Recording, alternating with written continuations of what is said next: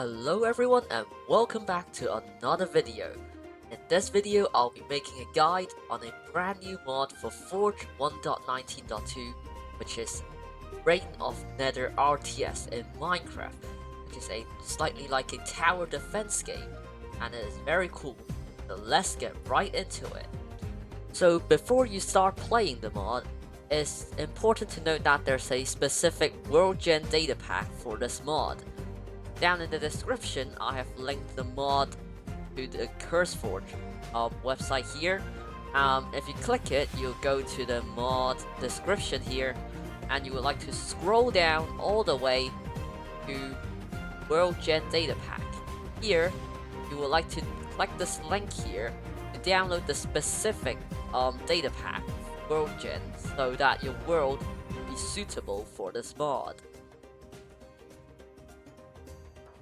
So after downloading the mod, now feel free to launch the game. You would see that there's a new background for the menu and the name's changed. That means your mod has been installed correctly. Start, just click a single player and create new world.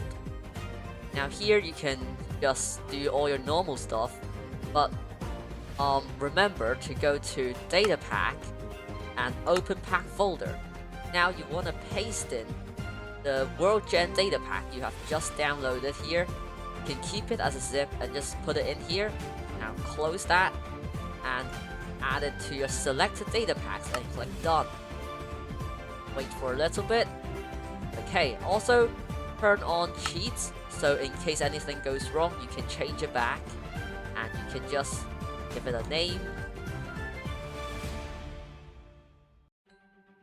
Okay, you give it a name and you can just create new world.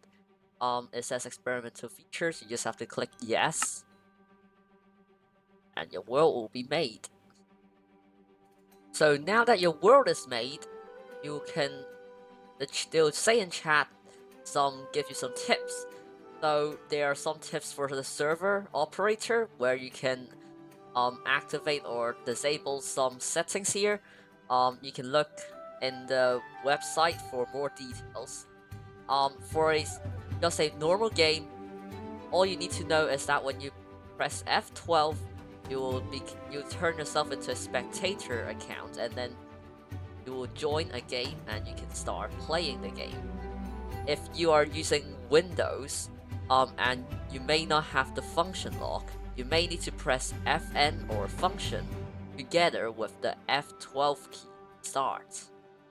So as you can see here, our spawn is not very ideal because it's very foresty and there's only ice biomes nearby, which is not ideal for the game. This is why I said to turn on cheats, so you can go into creative and just find a better location for your game to start, because having a very forested area is very hard to start a game, as structures needs to be placed in a flat ground, and having obstruction such as like trees, which will mean you can't really place anything down, making your progress to build your world very long. So it'll be best if you can find a plains biome, perhaps with a small forest nearby. So after flying around for a little bit, I've now found a very nice location to start my kingdom, colony, whatever you want to call it. So you see there's a very big flat land around here.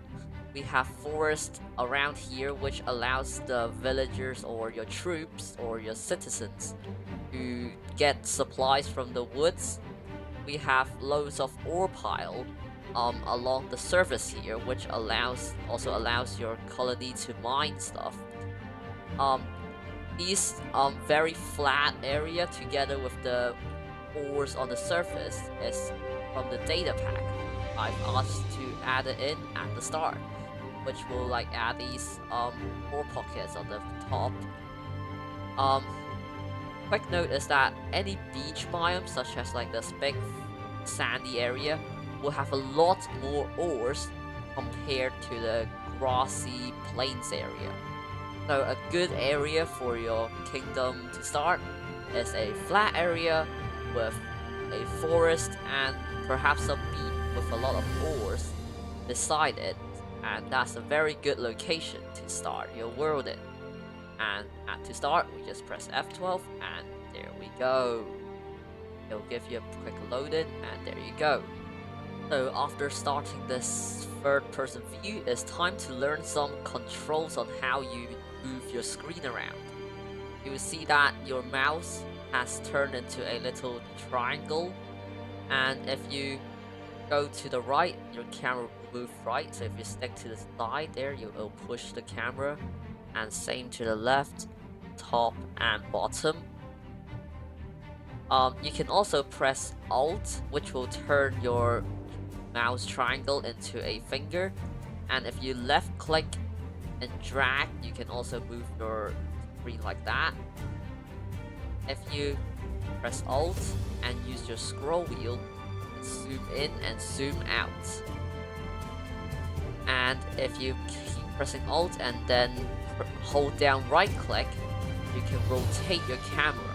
So it is not centered at where the middle of the screen is. Instead, it's centered around a point outside the screen. So it may be a little bit weird to move around. So it may need some time to get used to. You will also see that there's a mini-map on the bottom right-hand corner here, which have the white box, which is where you're looking right now. So if when I go up or go to the different locations, you can see the white box is following, and when you zoom out, the box gets bigger, and if you zoom in, the box gets smaller because of the area you can see. You can also directly just click an area to teleport you to that area there. And yeah, so these are some basic controls for the game. This will do it for this episode. In the next episode, we'll start looking at the 3 different factions and how they each work with their own buildings. If you enjoyed this video, remember to like and subscribe, and I'll see you next time. Bye bye.